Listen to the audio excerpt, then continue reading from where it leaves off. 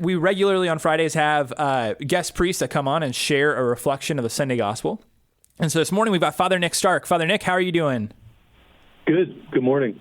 Hey, good morning. Do you remember seeing the WWE match during the house blessing at my house? Yes, yeah. I remember. Yeah, it was pretty wild. So, we are so grateful to have you today, this morning, and to be able to share just a little bit about Sunday's gospel. So if you wouldn't mind just kind of giving us an overview of what do we have to look forward to this Sunday during our gospel for Mass?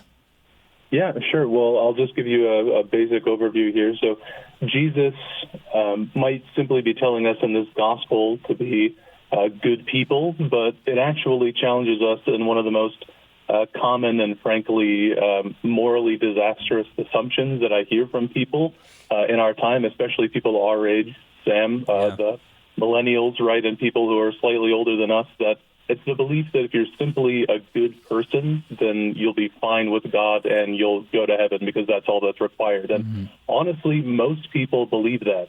But if you press them and ask, what does it actually mean to be good, then I think the answers start to fall apart, because one person might say that it means to be kind. Another person might say it means being tolerant. Someone else might say it means following your heart or just not hurting anyone. But there's no common standard because everyone's like just making it up as they go along. But Jesus offers us, especially in this gospel, something completely different. Even though he's telling us to be good, it's in a very specific way. In this gospel, Jesus specifically is tying goodness to himself. Whoever loves father or mother more than me is not worthy of me. Whoever receives you receives me. Whoever receives a prophet because he is a prophet will receive a prophet's reward. And so the reason the action matters is because of its relationship to Christ.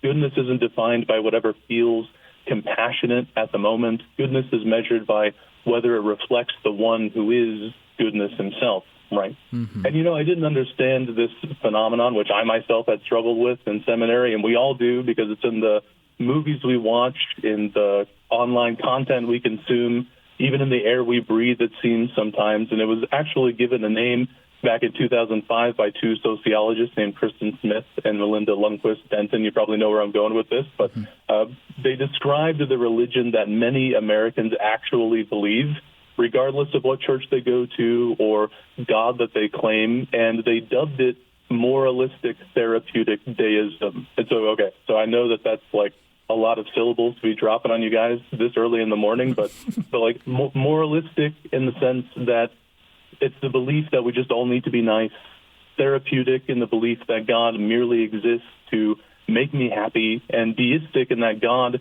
is ultimately impersonal and just stays out of my life until I need something. And even if we've never named that, doesn't that sound like remarkably familiar, something that we hear all the time, the comments that people make, the way that people live, and it explains why so many slogans today sound attractive but are like ultimately empty. Love is love, or just spread good vibes, that kind of thing, right?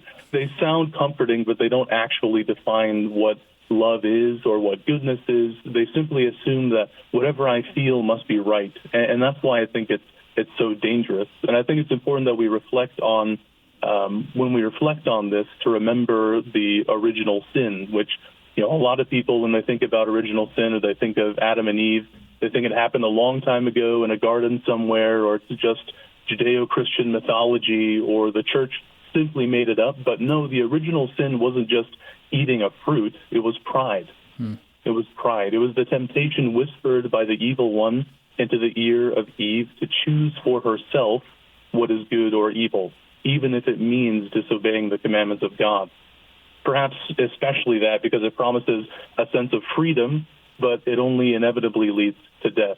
And so that isn't mythology. It isn't something that happened a long time ago. It's playing out right now, and we just have to know as Christians what we're looking at. So if I had one thing to impress on the listeners this morning, Sam, it's this: don't fall victim to this distant, milquetoast, self-referential version of religion that tragically so many people have as their default belief, and truly people are living the life of hell whether they know it or not. But instead, hold the truth, hold the line on truth, hold the line on the commandments of Christ in a world that's so oftentimes caught up in itself, seek out and live in relationship with the one who doesn't ask for bland tolerance, but life forever with him, which doesn't start sometime in the future or when we die, but it actually starts right now.